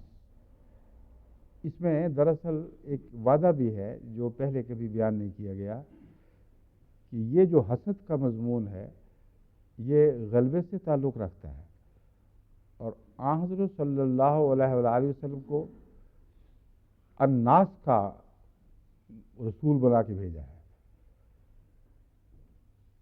یا ایھا الناس انی رسول اللہ علیکم جمیعا، تو اعلان کر دے کہ اے الناس میں تم سب کا رسول ہوں۔ تو فرمایا جو لوگ یہ صفات لے کر آگے بڑھیں گے اور دعائیں کریں گے، جب ان سے حسد شروع ہوگا تو نہیں رکیں گے جب تک سارے الناس پر غلبہ حاصل نہ کر لیں۔ اور کل عالم پر غلبے کی خوشخبری ہے جو اس صورت میں دی گئی ہے۔ قل اعوذ برب الناس ملک الناس الہ الناس۔ اب بنی نوع انسان کی ربوبیت بھی اللہ ہی کے سپرد ہے، اور تم نہیں ہو جو رب بنو گے، تمہیں غلبہ عطا کیا جائے گا تو یہ عز کا مقام پیش نظر رکھنا، رب نہ بن بیٹھنا، کیونکہ پہلی قومیں جن کو غلبہ عطا ہوا وہ ہمیشہ ذلیل و رسوا ہوئیں جب رب بننے کی کوشش کی گئی، جیسا کہ فرعون نے کہا انا ربکم الاعلی۔ تو یہ تنبیہات ہیں خوشخبریوں کے ساتھ ساتھ، ان خوشخبریوں کی بقا کا راز سکھا دیا گیا کہ خوشخبریاں جو تمہیں عطا کی جا رہی ہیں یاد رکھنا کہ کبھی رب نہ بن بیٹھنا۔ جن لوگوں کی گردنیں تمہارے سپرد کی جائیں گی ان کا رب اللہ ہے، اور اللہ رب ہے اور تم اللہ کے بندے ہو، تو ربوبیت کے سامان کو آگے بڑھانے کی کوشش کرنا، ایسے اقتصادی نظام لے کر آنا جس سے بنی نوع انسان کے سارے مسائل اور دکھ جو اقتصادیات سے تعلق رکھتے ہیں وہ دور ہو جائیں، کیونکہ آج رب الناس کے تم نمائندہ ہو، رب الناس نہیں ہو۔ پھر فرمایا ملک الناس، کہ تم ملک بھی نہ بن بیٹھنا، خود اللہ ہی ہے جو ملک ہے، مگر اس کی ملکیت تمہارے ذریعے ظاہر ہوگی۔ اس لیے ہر لمحہ جب بھی تمہیں ملکیت کے اختیار ہوں، یاد رکھنا یہ تفویض کردہ امانتیں ہیں، مالک اللہ ہے، اور اس کی نمائندگی میں تمہیں بین ہی وہی کرنا ہے جو اللہ بطور مالک کرتا ہے یا کرنا چاہتا ہے، جو بیان فرما چکا ہے کہ میں یہ کروں گا۔ آخر پر ہے الہ الناس، اور یہ اسی نفسیاتی خطرے کی آخری صورت ہے۔ وہ فرعون جس نے رب الناس ہونے کا اعلان کیا تھا، انا ربکم الاعلی، اس نے پھر الہ ہونے کا بھی اعلان کر دیا کہ میں تو اپنے سوا کوئی الہ بھی نہیں دیکھ رہا۔ جب مالک رب بھی وہ ہو گیا اور ملک اور مالک بھی وہ بن گیا، تو اس کا لازماً الہ کے طور پر ابھرنا تھا، اس کو لازماً الہ کے طور پر ابھرنا تھا۔ اور یہ وہ خطرہ ہے جس خطرے میں آج ہم دنیا کی اکثر قوموں کو مبتلا دیکھ رہے ہیں۔ تمام عالم پر نظر ڈال کے دیکھ لیں، انہی نقائص سے انہوں نے قدم بقدم آگے الوہیت کی طرف سفر کیا ہے۔ اور یہ جو فرمایا گیا کہ دجال الوہیت کا دعویٰ کرے گا اور جو اس کے سامنے سر جھکائے گا اس کو روٹی دے گا، اور جو اس کے سامنے سر نہیں جھکائے گا، فاقے بھی کرے گا تو اس کو روٹی نہیں دے گا۔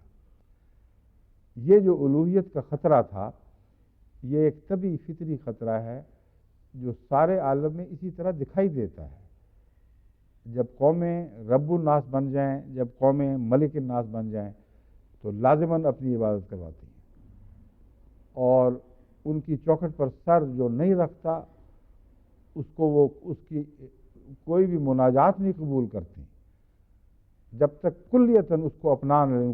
چنانچہ وہ جتنے بھی خوددار لوگ ہیں جو کسی بڑی طاقت اور بڑی حکومت کے سامنے ایسا نہیں جھکتے کہ اپنے اصولوں کو قربان کر دیں، اپنے وطن کی وفا کو قربان کر دیں، ان کو وہ قومیں اپنی الوہیت کی بھینٹ چڑھا دیتی ہیں اور ان کو قربان کر دیتی ہیں، اور کبھی بھی ان کا سہارا نہیں بنتی، کبھی ان کی پشت پناہی نہیں کرتی۔ اس لیے جتنی یہ تیسرے درجے کی قومیں ہیں، جو کچھ وہاں ہو رہا ہے وہ امریکہ کی پرستش ہو رہی ہے، جو پہلے روس کی بھی ہوا کرتی تھی، اور دوسرے ممالک کی بھی پرستش ہے جو اسی طرح جاری بلکہ زیادہ شدت کے ساتھ جاری ہو گئی ہے۔ جو کچھ ڈرامے آپ دنیا میں دیکھ رہے ہیں، یہ پرستش کے سوا کچھ ہے ہی نہیں۔ تو فرمایا ان بدبختیوں سے آزاد کرنے کے لیے تمہیں قائم کیا گیا ہے۔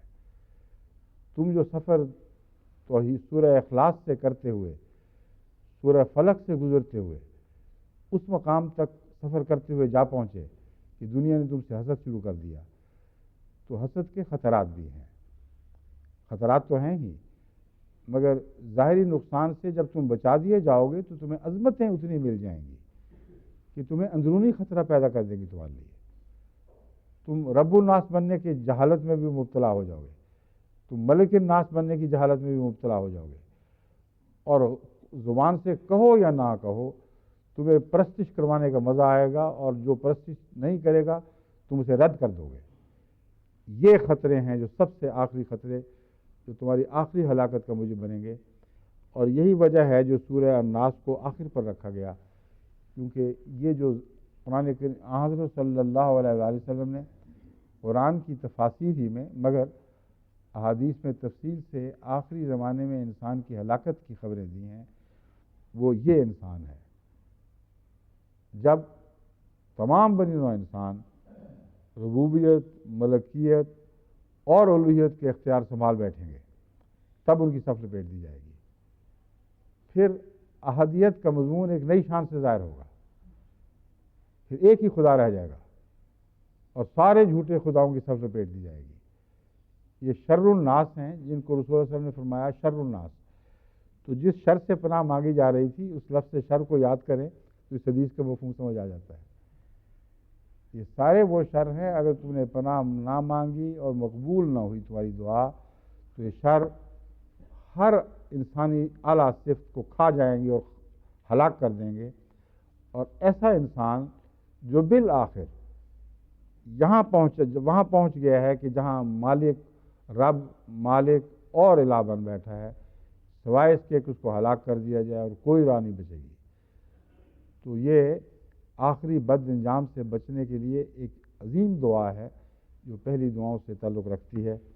اس کے بعد اب ہم آخری حصے کی طرف جاتے ہیں، یعنی آج کے ایجنڈے میں جو دعاؤں کی تحریک کا جو رواج ہے یا سنت ہماری قائم ہو چکی ہے۔ جی ہاں صاحب، اب لمبی فہرست پڑھنے کا بھی وقت نہیں ہے، کیونکہ میں آپ کو بعض دعائیں حضرت صلی اللہ علیہ وسلم کی اور حضرت مسیح موعود علیہ السلام کی سکھانی چاہتا ہوں، اور میرے ذہن میں یہ نقشہ یہ ہے کہ آخری دعا اگر لمبی بھی کریں تو اتنی لمبی ہو ہی نہیں سکتی کہ جن کے لیے ہم نے دعا کی تحریک کی ہو وہ نام بنام ذہن میں آتے رہیں۔ اس لیے آخری دعا کرے گی تو صحیح، وہ اس سے پہلے میں جن لوگوں کے متعلق عرض کروں گا کہ خصوصیت سے ان کو دعا میں یاد رکھیں، ان میں آپ جب یہ میں دعائیں کروں گا تو ان کو ذہن نشین رکھتے چلے جانا، اور یہ سوچنا کہ ہاں یہ بھی ہماری دعاؤں کے حقدار ہیں، یہ بھی ہماری دعاؤں کے حقدار ہیں۔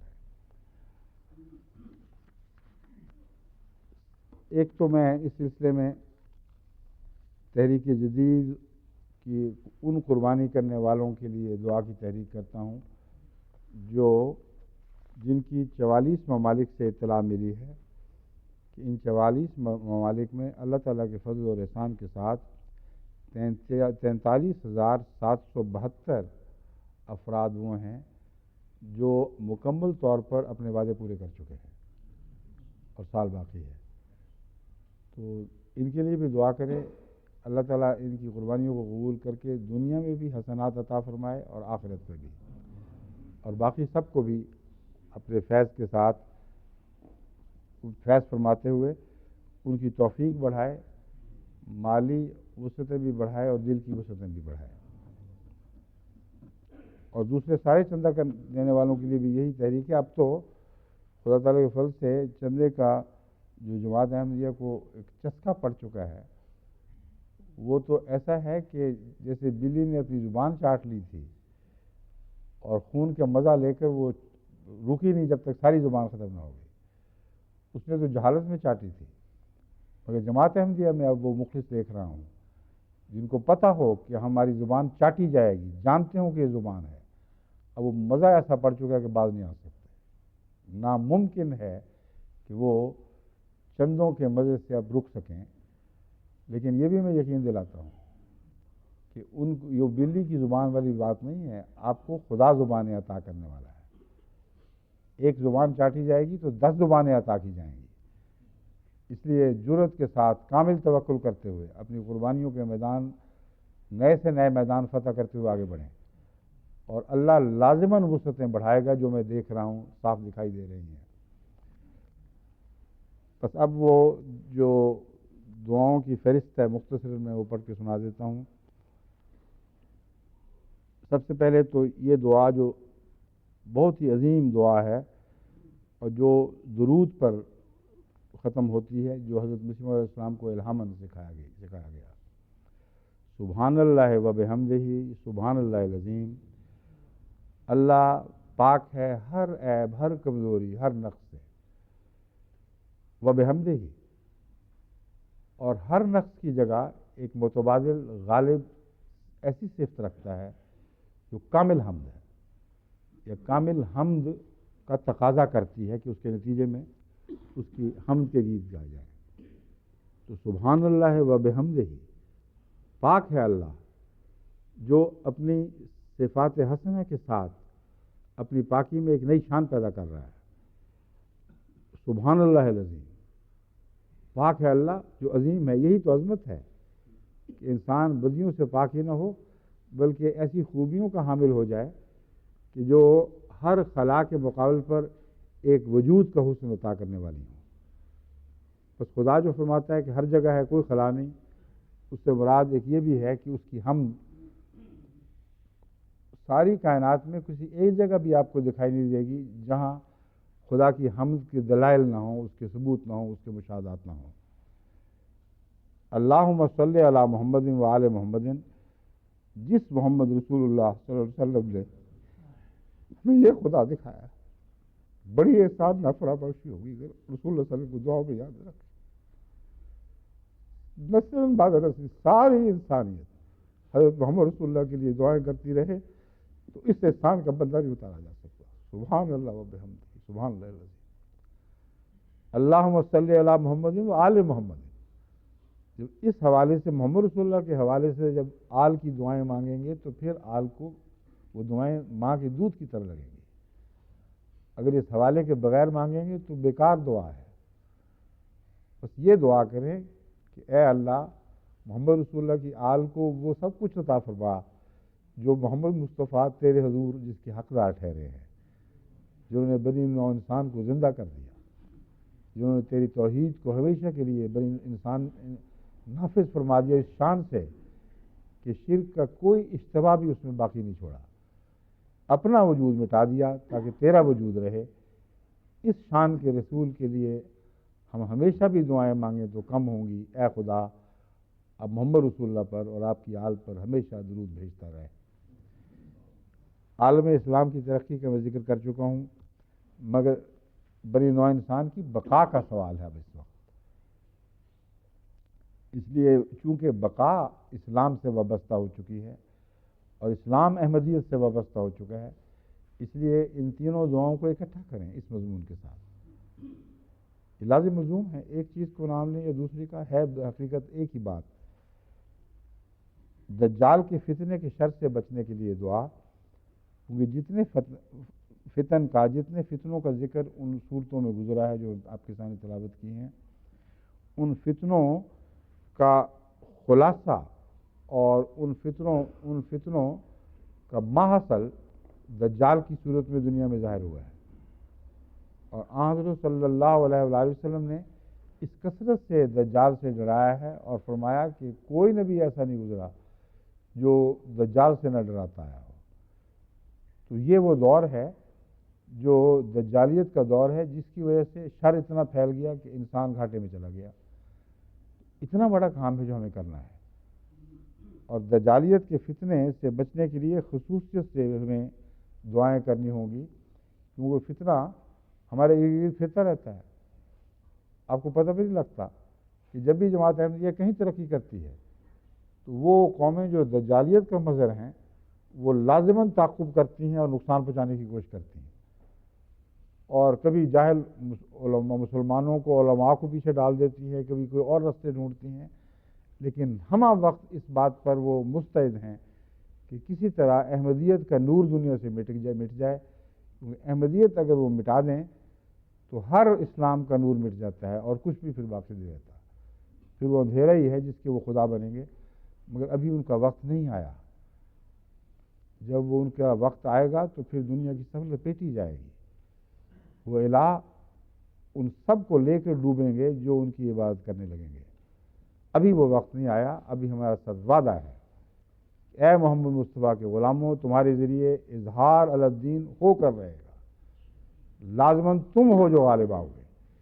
اس لیے دجال کے فتنے سے دعا اس پہلو سے یہ باتیں سوچتے ہوئے کریں، اور حاسد کے حسد سے بچنے کے لیے بھی اس دعا کی ضرورت ہے.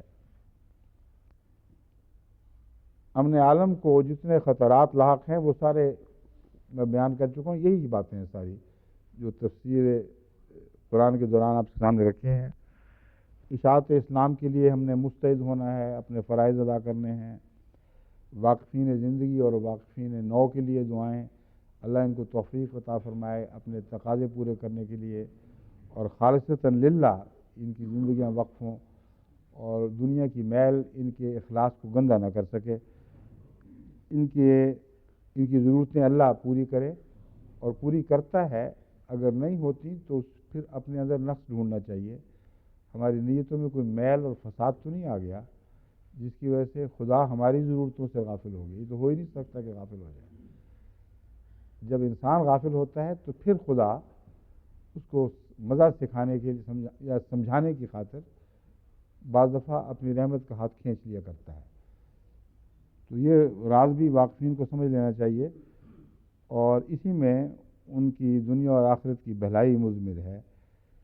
شہداء، اسیران راہ مولا، جن میں بعض خاندان ہیں جو ابھی تک بڑی سخت مصیبتوں میں مبتلا ہیں اور ایسے ظلم کی چکی میں پیچھے جا رہے ہیں کہ اس دور میں انسان سوچ بھی نہیں سکتا کہ کوئی ایسا بدبخت بھی ہوگا جو ان پر یہ الزام لگا کر ان کے لیے موت کا پھندہ مانگ رہا ہو کہ ان لوگوں نے عبادت کی ہے، یہ لا الہ الا اللہ کا اقرار کر رہے تھے، یہ اسلام کی طرف منسوب ہو کر خدمت کر رہے تھے۔ ایسے جاہلانہ مقدمے احمدیت کے خلاف درج ہو رہے ہیں۔ ان میں سے ایک مثال میں دیتا ہوں، میاں والی کیس میں مبتلا 4 احباب جماعت ہیں جو 23 نومبر 1993 سے قید ہیں، اور آپ کو پتہ ہے پاکستان کے موسم کیسے خطرناک ہیں، اور پھر جیلوں میں جو گندگی اور جو خوفناک اذیتیں ہیں، یہ ہمارے سامنے اسیر راہ مولا بیٹھے ہیں جو 10 سال کاٹ کے آئے ہیں، یہ گواہ ہیں کہ کتنی خطرناک وہ بلائیں تھیں جن سے خدا نے ان کو بچایا اور پھر بھی زندہ رکھا۔ اور جرم کیا تھا؟ ان میں سے کہتے ہیں ہر کوشش کی گئی، سپریم کورٹ تک پہنچے گئے، لیکن شرک جو ہو چکا ہے، انصاف کے نام پر بھی اتنے بزدل ہو چکے ہیں لوگ کہ حق دے نہیں سکتے، اور انصاف بس اتنا سا ہے، خوف کھاتے ہیں کہ اگر ہم نے فیصلہ کر دیا تو ان کے حق میں کرنا پڑے گا، تو ملنا اور قوم کی جوتیاں کون کھائے پھر، اور اگر فیصلہ ان کے خلاف کر دیا تو پھر اتنا واضح معاملہ ہے کہ ان کا ضمیر اتنا زندہ ضرور ہے کہ وہ کہتا ہے کہ یہ بہت ظلم ہوگا، تو تیسرا ظلم کرتے ہیں، ٹالتے چلے جاتے ہیں، حالانکہ انصاف اگر روکا جائے تو یہ بھی ایک ظلم ہے۔ جتنی دفعہ کوشش کی کہ ان کا مقدمہ اوپر لڑا جائے اور بات کسی فیصلے تک پہنچے، وہ ٹال کر ایک جگہ سے دوسری طرف پھینک دیتے ہیں، وہاں سے ادھر نکال کے پھینک دیتے ہیں اور فیصلہ کرنے پر آمادہ نہیں ہوتے۔ محمد ریاض صاحب ان میں ہیں جن کی صحت بہت بگڑ چکی ہے، بوڑھے ہیں، کمزور ہو چکے ہیں، لیکن عجیب ہے کہ جب بھی ان کی طرف پیغام بھیجے ہیں، ہر ایک نے بلا استثناء بڑے حوصلے کے ساتھ ہمیں تسلی دلائی، آپ فکر نہ کریں، ہم ٹھیک ہیں، آپ فکر کریں گے تو ہمیں اور بھی تکلیف پہنچے گی، ہمیں خدا کے سپرد رکھیں۔ اللہ تعالی ہمیں عجیب نشان دکھا رہا ہے طمانینت اور سکینت کے، جو آسمان سے اتر رہی ہے اور جیل کی کوٹریاں اس کی راہ میں حائل نہیں ہو سکتی۔ یہی پیغام بار بار وہ ہمیں بھیجتے ہیں، مگر ہم تو مجبور ہیں۔ کوئی بچہ تڑپ رہا ہو، ماں کو کہے فکر نہ کرو، کیا ماں بغیر فکر کے رہ سکتی ہے؟ ناممکن ہے کہ ہمارے دل میں ان بیماروں کمزوروں کا خیال نہ رہے۔ ان کی تکلیف آج سارے عالم کی احمدیت کی تکلیف ہے، اور وہ دعاؤں میں تبدیل ہو رہی ہے، اور جتنے فیض خدا کے نازل ہو رہے ہیں، یاد رکھیں ان خدا کی راہ میں قربانی کرنے والوں کا سب سے بڑا اس میں دخل ہے، سب سے بڑا ذریعہ یہ بن گئے ہیں کہ اللہ تعالیٰ ان کا فیض ساری دنیا کو پہنچا رہا ہے۔ مگر جس طرح پہلے اسیران راہ مولا منٹ گمری کو خدا تعالیٰ نے اپنے خاص فیض سے ناممکن حالات میں آزادی بخشی تھی، ان کو ضرور دعا میں یاد رکھیں۔ تو انور صاحب راجن پور کے ہیں، اسی طرح اور بھی بہت سے ہیں جو لمبے عرصے سے مصیبتوں کے شکار ہیں۔ محمد اقبال صاحب اب نارنگ منڈی ہیں۔ نام تو بہت ہیں، مگر یہ چند نام میں نے جو ان کے آپ کے سامنے رکھے تھے، ان کو بھی اپنی رمضان کی آخری دعاؤں میں خصوصاً یاد رکھیں، اور رمضان کے بعد بھی دعائیں کرتے رہیں۔ بیوگان ہیں، یتامہ ہیں، مصیبت زدہ ہیں، وہ جن کو بے چٹیاں آ پڑیں، جو مقدموں میں، جھوٹے مقدموں میں دنیا کے لحاظ سے بھی پھنسائے گئے، جن کو آئے دن ڈاکو آ کے لوٹتے ہیں، دندناتے پھرتے ہیں، اور پاکستان میں کسی شخص کے لیے کوئی پناہ باقی نہیں رہی۔ اس کثرت سے احمدیوں کے اس طرح لوٹے جانے کی اطلاعیں آئے دن ملتی ہیں کہ اس سے اندازہ ہوتا ہے کہ احمدی باوجود اس کے تعداد میں بہت کم ہے مقابلتاً، ان کے ساتھ یہ واقعات ہو رہے ہیں، تو باقی قوم کا کیا حال ہوگا؟ اور یہی حالت ہے، ہر طرف امن اٹھ چکا ہے، ڈاکوؤں اور لٹیروں کا راج ہے، اور اعلان یہ ہو رہے ہیں کہ اب انقلاب برپا ہو گیا، اب ہم نے قبضہ کر لیا ہے، اب دیکھو ہم تمہیں کیا نئے رنگ دکھاتے ہیں۔ تو آسمان پتہ نہیں کیا کیا رنگ دکھائے گا۔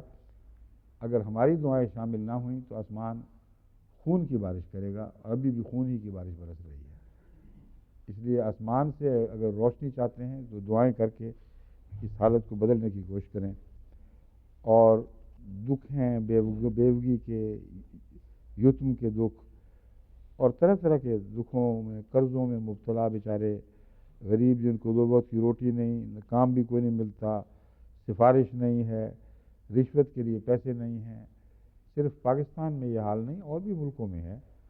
بس پاکستان سے نکل کر بھی دیکھیں، افریقہ میں بھی بہت غربت اور مصیبت ہے، بنگلہ دیش میں بھی بہت غربت اور مصیبت ہے، بعض دوسرے ممالک میں بھی یہ حال ہے، اور مصیبت تو ہر ملک میں نسبتی طور پر موجود ہی رہتی ہے، یہاں بھی ہے۔ بس یہ ان سب کے لیے من جملہ دعائیں کریں۔ اور جہاں تک علاقوں کا تعلق ہے، بوسنیا، کشمیر، فلسطین، چیچنیا اور سیرالیون وغیرہ، ان سب علاقوں کو بھی یاد رکھیں۔ اور جہاں تک مباہلے کا تعلق ہے، وہ چاہے ٹوٹا پھوٹا ہی قبول کیا، کچھ بولے تو ہیں یہ آخر۔ اب دعا کریں کہ اب آسمان بولے اور وہ آواز سارے عالم کو سنائی دے، بہرے بھی اس آواز کو سننے لگیں، اس کا دبدبہ ایسا ہو کہ وہ قاریہ بن کر اترے۔ یہ دعا خصوصیت سے کریں۔ اور اب میں چند دعائیں، اب درویشان قادیان ہیں، صحابہ مسلم اسلام، یہ سارے یاد ہی رہتے ہیں، میں بیان بھی کر چکا ہوں۔ چند دعائیں میں حضرت اقدس محمد رسول اللہ کی آپ کے سامنے پڑھ کے سناتا ہوں۔ اللہم انی اعوذ بک ان اضل او اضل او اذل او اذل او اظلم او اظلم او اجہل او یجہل علیہ۔ اے میرے اللہ، میں تیری پناہ مانگتا ہوں اس بات سے کہ لوگوں کو گمراہ کروں۔ یہ اس لیے خصوصیت کے ساتھ یہ ہمیں اول پہلے رکھوائی ہے دعا کہ آن حضرت صلی اللہ علیہ وسلم جو ہدایت کا سرچشمہ ہیں، جن کو خدا سراج منیر کہتا ہے، اتنے منکسر مزاج ہیں کہ دعا شروع اس بات سے کی، اے اللہ میں تیری پناہ مانگتا ہوں میرے ذریعے کوئی بھی کسی پہلو سے گمراہ نہ ہو۔ تو وہ جو ہزار پہلو گمراہی پھیلانے کے رکھتے ہیں، ارادتاً یا بلا ارادہ، ان کو کتنی ضرورت ہے اس دعا کی۔ فرمایا گمراہ کروں یا گمراہ کیا جاؤں، دونوں پہلوؤں سے محمد رسول اللہ کا تو کوئی خطرہ ہی نہیں تھا۔ ہم سب اس خطرے کی حالت میں ہیں، جو کسی نہ کسی رنگ میں گمراہ کر بھی سکتے ہیں اور کرتے ہیں اور گمراہ ہوتے بھی ہیں۔ تو یہ کتنی عظیم دعا ہے۔ اور پھر فرمایا کہ مجھے اس بات سے بھی پناہ میں رکھ کہ میں کوئی لفظ کھاؤں اور دوسرے مجھے کسی لفظ کا شکار کر دیں، یا ظلم کرنے والا بنوں کسی پہلو سے بھی، یا ظلم کا نشانہ بنایا جاؤں، یا جہالت کا کوئی کام کروں، یا میرے خلاف لوگ جہالت کا ارتکاب کریں۔ تو بہت سے جو مضامین میں بیان کر چکا ہوں دعا کے لیے، ان پر یہ دعا بڑی عظمت کے ساتھ حاوی ہے۔ پھر اپنی ذات کا عجز اور خدا سے اپنی ذات کے لیے معافی مانگنے کا یہ عالم ہے۔ عرض کرتے ہیں اللہم انی ظلمت نفسی ظلما کثیرا اولا یغفر الذنوب الا انت فاغفر لی مغفرۃ من عندک وارحمنی انک انت الغفور الرحیم۔ اے میرے اللہ، میں نے اپنی جان پر بہت ظلم کیا۔ حضرت محمد رسول اللہ فرما رہے، عرض کر رہے خدا سے، اے اللہ میں نے اپنی جان پر بہت ظلم کیا۔ تو ہم لوگ جو دن رات ظلم کرتے ہیں کس حال میں ہیں؟ کب اس التجا، اس الہا کے ساتھ یہ دعائیں مانگتے ہیں؟ ہمارا تو لمحہ لمحہ اس اقرار میں گزر جائے تب بھی حق ادا نہیں ہوگا کہ اے اللہ میں نے اپنی جان پر بہت ظلم کیا، تیرے سوا کوئی گناہوں کو بخشنے والا نہیں۔ تو اپنی جناب سے مغفرت فرما۔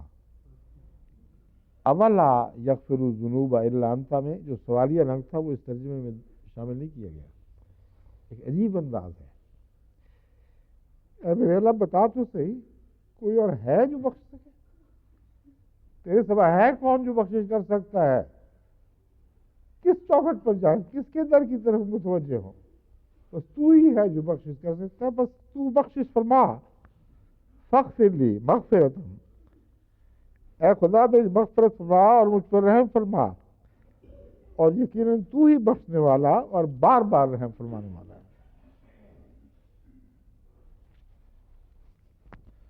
اب چونکہ وقت تو زیادہ نہیں ہے، اسی مضمون کی ہرمشنی اور شام کی بھی دعائیں ہیں، مگر ان دعاؤں کے اندر وہ شامل ہیں سب۔ آخر پر خدا سے خدا مانگنے کی جو دعا ہے یہ سکھا کر پھر ہم دعا آخری شروع کرتے ہیں۔ رسول اللہ صلی اللہ علیہ وسلم کی ایک عجیب شان تھی کہ سب سے زیادہ بلند پایا دعائیں آپ نے کی ہیں، مگر اگر کسی پہلے نبی کی کوئی دعا اللہ تعالیٰ نے آپ کو بتائی کہ وہ یہ دعا کیا کرتا تھا، وہ اچھی لگتی تھی، تو ہمیشہ اس کے حوالے سے بتایا کرتا، اپنے حوالے سے نہیں۔ یہ بھی ایک انکسار کا رنگ ہے، ایک پردہ ہے کہ یہ خوبی تو اس کی ہے جو میں بیان کر رہا ہوں۔ حضرت داؤد کی ایک دعا پر آپ کی نظر تھی، اس لیے کہ حضرت داؤد سے بہت بڑھ کر آپ نے اپنے لیے اللہ کی محبت مانگی ہے۔ اس لیے جس چیز کی قدر ہو، جس سے پیار ہو، کوئی دوسرا بولے تو کہہ دیکھو وہ بھی یہ کہہ رہا ہے۔ اس رنگ میں آپ فرماتے ہیں، یہ نہیں کہ حضرت داؤد سے ہدایت لی ہے، یہ میں سمجھانا چاہتا ہوں۔ اپنی اداؤں والا ایک نبی دکھائی دیا اور کچھ ان اداؤں کا مظہر بنا تو ساری دنیا کو بتایا کہ دیکھو وہ بھی تو ہے، اس کی طرف نظر کرو۔ ترمذی میں ہے، حضرت ابو الدرداء بیان کرتے ہیں کہ حضرت صلی اللہ علیہ وسلم نے فرمایا، حضرت داؤد علیہ السلام یوں دعا مانگا کرتے تھے، اے میرے اللہ میں تجھ سے تیری محبت پاتا ہوں اور ان لوگوں کی محبت جو تجھ سے پیار کرتے ہیں، اور اس کام کی محبت جو مجھے تیری محبت تک پہنچا دے۔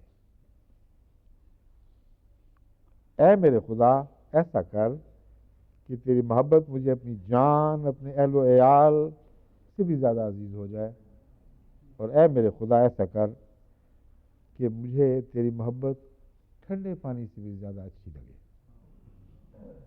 ٹھنڈے پانی کا تصور اس پیاسے کا کہ ٹھنڈے پانی سے محبت ہے جو موت کے کنارے تک پہنچا ہو، جو آگ میں جھلس رہا ہو اور پانی کی ایک قطرے کی ایک بوند کو ترس رہا ہو، اس وقت پانی کی محبت کی سمجھ آتی ہے۔ تو یہ دعائیں کریں۔ آئیے اب ہم آخری اس دعا میں شامل ہو جاتے ہیں۔ تمام بنی نوع انسان اور احمدیت کہ وہ احمدیت کی اس پہلو سے احمدیت کی دعا کہ ان مقاصد کو پورا کرنے والی بنے، اور اسلام اور احمدیت اس پہلو سے دو نام نہیں ہیں، اور مزقہم کل ممزق ان کی دعا بھی شامل کریں، کیونکہ یہ بدبخت مارے جائیں گے تو دنیا بچے گی ورنہ نہیں بچتی۔ آئیے دعا میں شامل ہو جائیں۔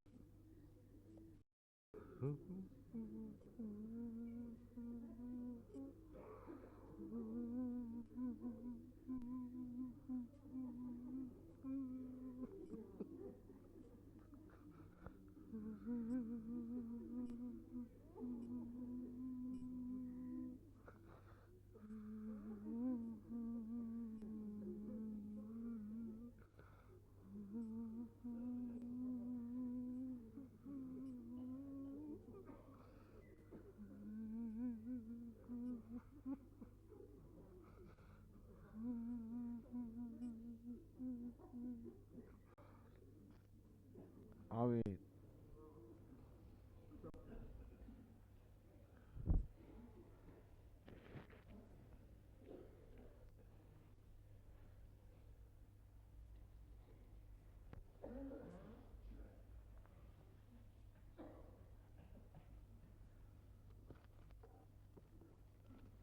لے لیں باقی اس میں سے انشاءاللہ آئندہ سال کام آئیں گے.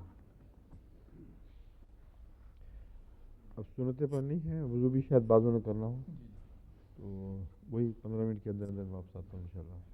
السلام علیکم ورحمۃ اللہ.